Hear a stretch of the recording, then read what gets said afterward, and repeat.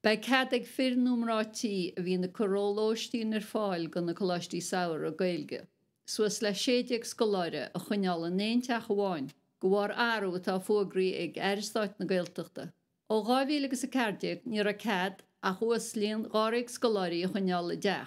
Aber gurán ag rintlíne ar a bainte go leis an airnáil. Agus é ag fógart an scéalainne, dúirt an Tairsteáit Patrick O'Donovan, go gabhrach an beirte le talaí, tiile airgid a thuirtaisteach, agus leis na choláistí héin níos mó áiteannaí a chur ar fáil go scoláirí.